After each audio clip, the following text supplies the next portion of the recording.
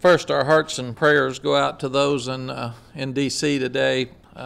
We were just told there was a shooting there, so we hope everybody's as safe as possible, and hopefully the shooter will be captured and people can move forward with their lives. It's a tragic time sometimes with what can happen at the spurt of a moment at work. I do want to thank our great fans for continued support Saturday night. They're the best fans in America. We had over 101,000 there that stayed, and they were loud, and they really supported our team. And we've got K-State coming up this weekend to start the Big 12 Conference on ABC. They've got their A-team coming in with Brent Musburger and Kurt Herbstreit. Should be a fun game, should be a competitive game, and it'll be a huge recruiting weekend for us. A lot of the kids are coming in for this one, and they scheduled it. So let's make sure that we have another great game day atmosphere. You guys are unbelievable, and continue to support your team. They're trying hard, and they need your support. I'm more disappointed than anybody at the way we've started.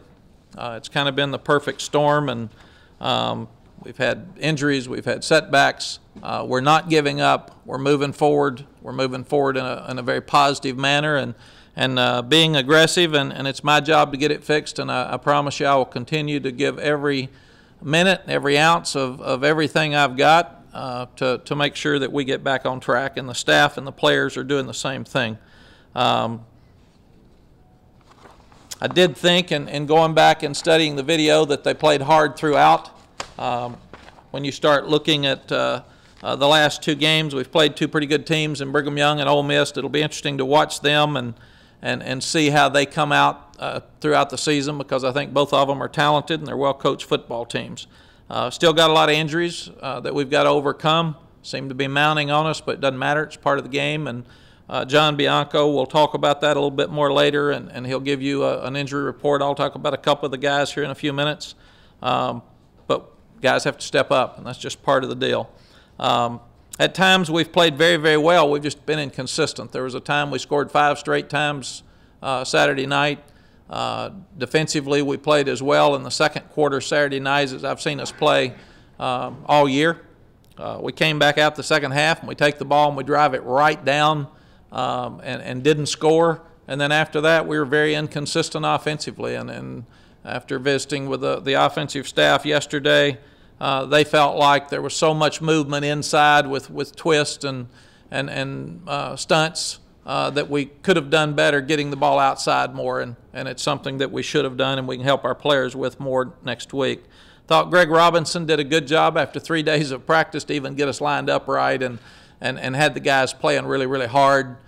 They played as hard on the last play of the game, stopping the 4th down and 5 the last time they were out there as they did the first half. Obviously, he was limited with calls because he just had the 3 days of practice and he was trying to learn a new system. So we had more trouble making adjustments against their option than we should, and hopefully that'll be better this weekend because we've got 6 days now to prepare for that, and instead of just the trying to get things lined up right. And we didn't make the decision for Greg for last weekend. We made it for the Big 12 Conference and the run that we've got going. Kicking game was really, really good except for the one awful play. And that's what you had. We were punting it away from Scott. He is a great player, not a good player, and Anthony bobbled the snap a little bit, and there was some pressure, so he kicked it across his body and kicked it in the middle of the field, and then we missed about 5 tackles. And that was the backbreaker that just killed us as we got out there. But Anthony Farah's done a really good job in all kicking phases. He's doing a good job with the extra point field goal and punting. That one got away from us, but when it's not punted where we want to, we still should have a chance to have tackled the guy. But that one really, really hurt us. The rest of it, kickoff coverage was good. The other punts and punt coverage were good, and all the field goals were good. Kickoff return, we had one great return by Kendall Sanders. He's playing really, really well. We're excited about him and what he's doing and what he brings us. Big, strong guy that's doing good things with a ball in his hands. Dejae Johnson is out again this week, so he will not play. They will keep him in a boot throughout the week to make sure his ankle is stabilized. David Ash did come out with our team last night. We don't do a lot on Sunday. They will continue to evaluate him between now and Tuesday. And then on Tuesday, hopefully he'll be back to practice Same with Mike Davis. He sprained his ankle early in the ball game and fought it and played throughout the game. He will be evaluated on Tuesday as well. He did not practice last night. And there's a list of other guys that if you have questions, John can talk to you about. I think we're really close to being good in a lot of areas, and we can see that at times. And I'm going to stay positive, and I'm going to stay upbeat, and I'm going to do everything I can do to make sure that we get better. We're excited about the start of the Big 12 play with Kansas State. It's been a tough game for us. They're hard-nosed. They're well-coached. They're a talented team like they always are. They're playing with a lot of confidence, and we're not. So we've got to get our confidence back and figure out ways to put something together for 60 minutes. It's a fresh start for us. Our goal last January was to win the Big 12 Conference Championship, and that hasn't changed. Nothing has changed in that regard as far as league competition, and that'll all start on Saturday night. So please get back out there. Please continue to support these players. They're trying hard, and we're going to work every way we can to make sure we get them on track. Questions? What do you see, Mack, that gives you hope that this thing can get turned around? They're really trying. In fact, the coaches and players may be trying too hard. They want it so badly, and sometimes trying too hard is not a good thing. So they got to just try to do the best they can do, and not more than that, and just do your job. But they're trying. They're really working. If they'd laid down and quit, if they hadn't tried, then we're in trouble. We're in bad trouble. Right now they're working. As long as they're working, we can keep coaching. We can keep finding ways to try to get things done better across the board. And our coaches are upbeat. They know they're disappointed like we are. The players are disappointed. Trey Hopkins was talking to them last night. We've worked way too hard to be sitting here where we are. Let's go win the Big 12 championship. So these guys have done everything right. They're not splitting. They're not breaking up. They're fighting it. It's a good, hard lesson for all of us. When things are bad, you don't lay down. You keep fighting, and that's what we're doing. Mack, what kind of toll has this taken on you just early in the season? Oh, I don't like it. Disappointed. Not sleeping as much or as well as I'd like to, but I'm still excited about having a chance to get it fixed. And that's what we do. My job is to be a leader, be a great leader, and be a great role model for these kids and these other coaches. And if I walk around pouting and get my head down like I have some in my past, it's not good. It's not healthy. So I'm not doing that. I'm going back to work. I'm going to fight this thing and get this thing fixed. And that's why I want the fans to stay with the kids. Don't worry about coaches. You stay with those kids and let's keep fighting. That's a message for Texas. Texas is a role model for everybody out there. DeLoss has done it right. Bill Powers has done it right. We're not going to give in. We're going to keep fighting. Did you all feel blindsided by this, though? Because you weren't expecting these early losses early in the year. No, I'm disappointed, and I am surprised. And it's been, DeLoss said it at Brigham Young, but it's been the perfect storm. We've had everything happen bad you can have, and I don't care. I mean, we're just going to go fix it all. Would you blame any of the fans who maybe aren't ready to come back out and stick it up for you guys? I mean, do you understand why they may have given up? I can't blame fans for anything they do. I'm asking them to support the kids. All I can do is do what I can control, and let's try to beat Kansas State. The rest of it, I can't. I don't blame. What's the biggest challenge defensively right now to get the run stopped? Stop the option. My gosh, that's the line. The front's playing good. People aren't getting yards off tackle. It's outside. And we've just got to continue to do a better job with option responsibilities. Kansas State will run the option. But I told our defense this morning, if they didn't run it, they'll put it in. I mean, my gosh, it's just we got to stop it. It was just obvious, and we didn't have enough in place Saturday night to get done what we need to get done. But I'm expecting our defense to play great this weekend. When you say you didn't have enough in place, do you mean Greg didn't have enough time to put things in? Yes. Do you expect that he'll, with a little more time this week, continue to implement more? Yeah, you know, he was the only guy we could have brought in with a chance to get this thing fixed. But still, it's very difficult to walk in there and start calling defenses you haven't called with somebody else's names and all that. So he'll have a little bit more of himself, his mark on this defense this weekend. But they're all working well together. The defensive coaches worked so hard last week, worked well together, and the kids usually go to a movie on Friday night, and Greg stayed in his room and worked. So he was working Saturday morning. So he'll be much more comfortable this weekend with all of it, and our staff. And that's some shock for those players last week with change. And now that's all about beating Kansas State. Coach, obviously you want to turn the page into conference play. Does that put any more importance on the opener than it would in any other year, given the fact that you're 1-2? I mean, do you even use the adjective must win when it comes to a game like this? No, because our conference may not even have a undefeated team win this year. It's so even. So, but obviously we need to get back on track and play better and get a win. I mean, that's it. But I've never been around must wins. I mean, if you lose a must win, season's over. So that's, you know, all of them are must wins. If you look at it that way. So really and truly what we've done is said what's important is beating Kansas State. The rest of it's unimportant, totally unimportant. Everything else is unimportant. So as coaches and players, let's focus on Kansas State. Let's get better. It's really about us more than them. And we've got to find whatever that was in the second quarter the other night and do it for 4 quarters. How does it feel there was that change in this game after the half? From what you saw in the second quarter, those moments where you saw it click, what changed? Well, you know, a lot of talk was at halftime what happened. Defensively, they played hard the second half. It was about like the first half. It wasn't that different. The punt hurt us in the second half. But offensively, everybody talks about adjustments. We can't. Number one, they came out and ran the same plays the third quarter that they ran the first quarter. Secondly, we moved the ball as well to start the third quarter as any other time throughout the night. So I don't know what happened after that. I can't answer it. And that's what you talk to the players about, and you go over every play and say, why in this moment did it not work for you like it did, and try to get it worked out. We sat down yesterday as a staff, and the offensive coaches sat with the entire offensive team, and the coach sat with their players, and they went over every play of the game so everybody in that room would see who played well and who did not. And we did the same thing on defense. So there's no question to our players. Our players know today who did their job and who didn't. And in the third quarter, there were more that didn't than we needed, and those guys need to pick it up, or you have to change them. Did it seem like that was beneficial to sit down and really analyze it like that? Well, you do it every week, but when you're winning, they're not worried about who's playing well or not. But to keep people from talking in the dressing room about I did my job, and we want them to see who did their job. It takes a lot of that talking out when you say right there, didn't do your job.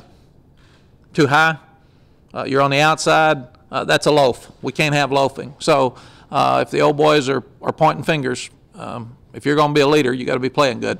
We keep hearing them talk about effort, so I'm guessing that accountability locks right in with that effort that they keep talking about. It does. It's both. And Greg Robinson is one of the best I've ever seen at getting guys to play hard and or making them play hard, whichever term you want to use. And as bad as it sounds, there's a positive that they blocked a field or blocked a punt, blocked an extra point at the end of the game. They stopped a 4th and 5 at the end of the game, and he showed the effort on the 4th and 5 at the end of the game was the same at the first. So they're not letting up, they're not giving up. We just got to play better. What's the balance of keeping the confidence or finding the confidence and getting after them because you're not satisfied? I think truth. If you show them the truth and tell them the truth, fact is fact. It is what it is. You are who you are.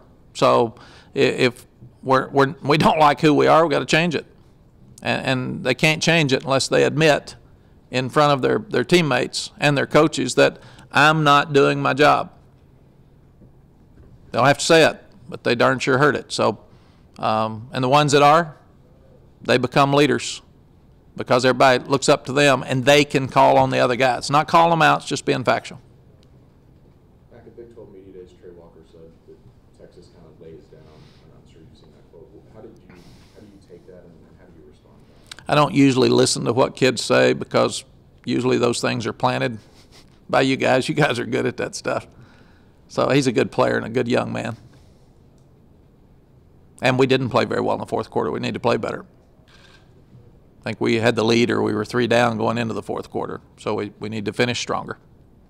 What's been the most discouraging thing offensively so far? I think the inconsistency. You have 2 great drives, 3 great drives against Brigham Young where you just go like this and it looks easy. And then all of a sudden it's like you go to sleep for a while. And all of a sudden, same thing the other night, second quarter, we're just running up and down the field, and things are great, and we're scoring every time we get it, and they're on their heels, and they're tired. And in third quarter, why do we just stop? And the thing on defense has been big plays. It's been big plays off the option. People haven't thrown the ball to hurt us. They haven't had to. They've just run the option and gotten too many big plays out of it, and we've got to stop the big plays. We're actually +2 in turnover ratio. I mean, we're taking care of the ball, but we got to move it better. We just got to. I'm really disappointed we're not moving the ball better, and on defense we got to stop the option. It's obvious what's there, and we got to get it fixed. We saw you lose 2 starters on the offensive line at points in the game. How concerned are you about that depth? We've been working hard on depth, and if Mason will be a guy we'll have to evaluate this week, Mason Walters and Josh Cochran, and most of the game really. Kennedy Estelle and Cedric Flowers stepped up and played, so they've just got to start playing if the other two can't. How big a blow is that, though, to lose Mason and Josh? DeJay, David, Mike Davis, yes, but doesn't matter.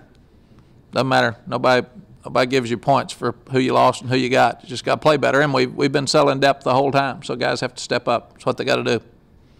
The fact that your kids can get on their phone at any moment and hear all the stuff, I mean, you just can't shield it from them. Do you speak of it, or figure that's just the world we're in now? What I told them is the only thing that changes the outside world is you beating Kansas State. So focus on beating Kansas State and don't worry about the rest of it. And I said, if you're wondering if it's negative out there, it will be. So don't worry about it. Go beat Kansas State. Worry about what you can control. And it's a great learning experience for them. They're going to have negative things in their life. Regardless of what they do, they're going to have negative things in their life, and they're going to have to handle it, and they're going to have to move forward. And that's what they got to do here. Mack, with all the trouble against K-State through the years, you kind of wish it was as easy as it was when you were at Iowa State?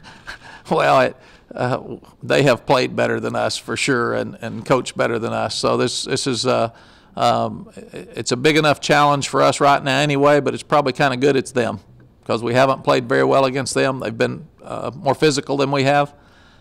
We had a great chance to beat them 2 years ago and didn't. Last year we had a great 3 quarters and gave into it in the fourth quarter because they played better than we did in the fourth quarter. Big quarterback took over the game.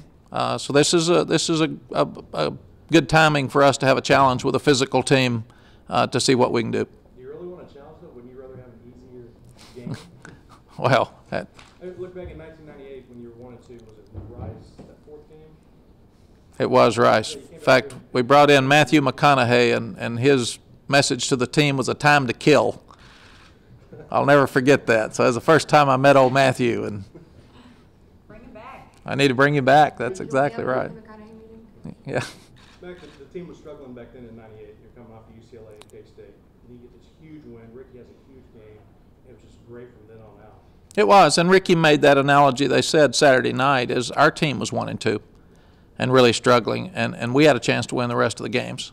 Came back and beat Nebraska there and beat Oklahoma, and in fact we lose to Tech on a last-second play there, or we end up playing K-State at that time for the conference championship. So that it's a lot of football left. It's early.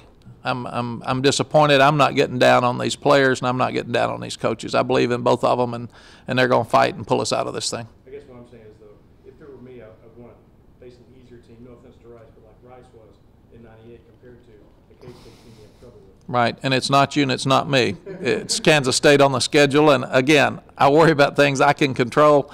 I can't change that this weekend. Mack, I know you probably can't talk enough about Bill Snyder and what he's done at K-State. What has made him so successful? Bill Snyder is K-State. He's the only guy to ever win there consistently, and I've said time and time again, I think he's the best football coach in the country because he took something that was not good and he made it good. He left it and he came back and made it good again. And he's just a very good, fundamentally sound, tough football coach, and his teams are the same. He's got the same mark on his teams every year. You can take last year's team, this year's team, they're the same. He runs the same plays. He runs the same defenses. Everybody talks about fooling somebody. They're not going to fool anybody. They're just going to line up and whip you and play hard. That's what they do. I think he's number one in punt returns. He's really high in kickoff returns. Every year they play great defense. They take care of the football. They run the ball, and and they do a tremendous job with their kicking game. So he's a great coach and a very good friend of mine. I admire him a lot. How frustrating is Kansas State's kind of hold on the Texas program for you? Because you seem like even when they're down, they still can come up and get you. Yeah, it's one of those things that's unanswerable in sports. When we were at North Carolina, we always beat Virginia and Chapel Hill, and they always beat us in Charlottesville. Why? I don't know. Why did we beat Nebraska 7 out of 8 or 8 out of 9, whatever it was? I don't know. It's just some teams seem to match up better with others, and then they get the confidence that whatever happens, we're going to win the game, and we got to flip that switch this weekend. Okay, Coach. Got it? Thank you all. Coach.